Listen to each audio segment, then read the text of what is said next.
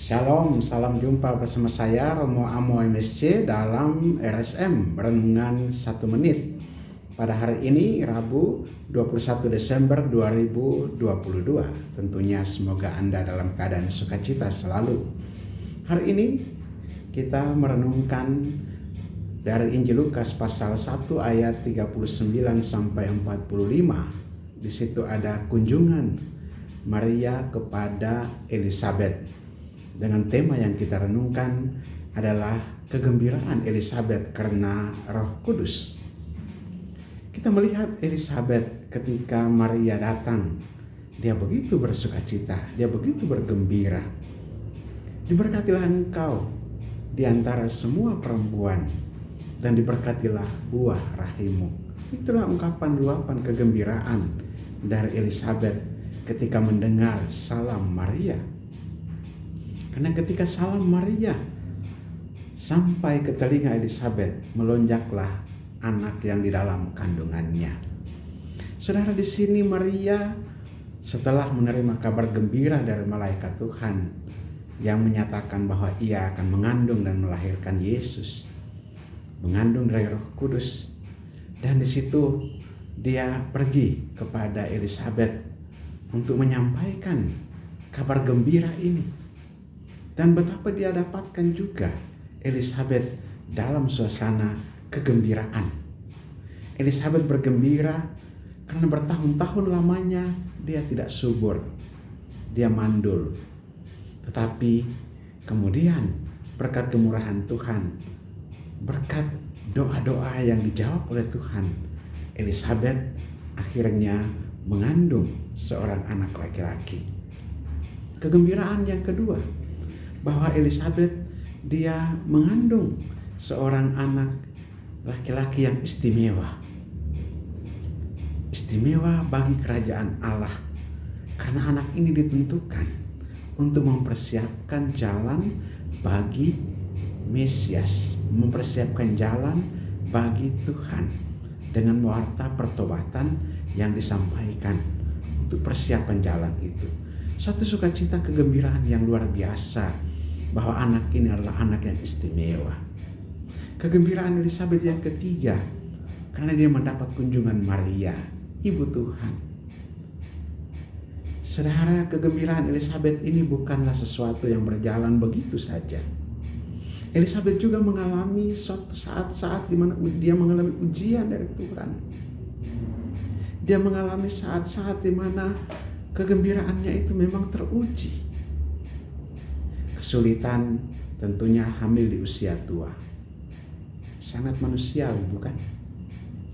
Tentu juga dia mengalami masalah normal dalam kehidupan setiap hari. Ketika mengandung, bahkan dia 5 bulan tidak keluar rumah. Bagaimana perasaan Elisabet? Gembira tetapi ada ujian. Begitu juga dia mengalami masalah dengan suaminya, Zakaria yang bisu. Sebagai tanda bahwa Zakaria tidak percaya, malaikat Tuhan memberikan tanda dia bisu. Dan ini satu pukulan juga bagi Elisabet. Ada kegembiraan, tetapi juga ada hal yang membuat dia teruji dalam kegembiraannya. Dan itulah dinamika Elisabet, gambaran dinamika kita semua.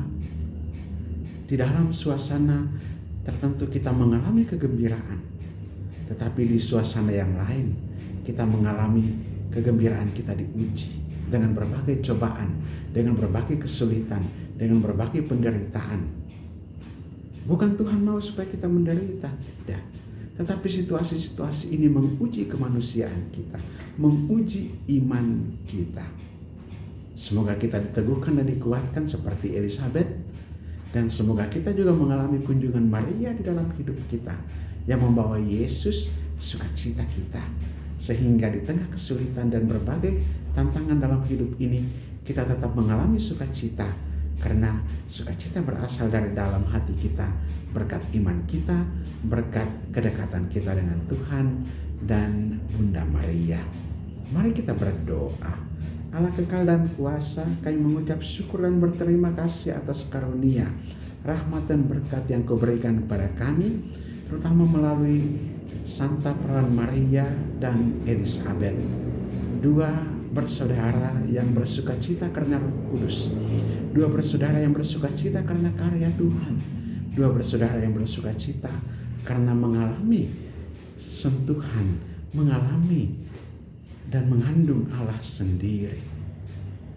Kami mohon juga di tengah segala kesulitan dan derita kami, di tengah segala perjuangan dan pergumulan kami, juga di dalam kemudahan-kemudahan dan di dalam kegembiraan kami, Engkau senantiasa hadir dan memberikan alasan untuk kegembiraan kami, supaya kegembiraan kami sungguh-sungguh menjadi kegembiraan sukacita karena Roh Kudus. Dan di dalam kegembiraan itu, kiranya juga segala kesulitan dan tantangan yang kami hadapi dalam hidup ini juga Engkau angkat dan Engkau kuatkan.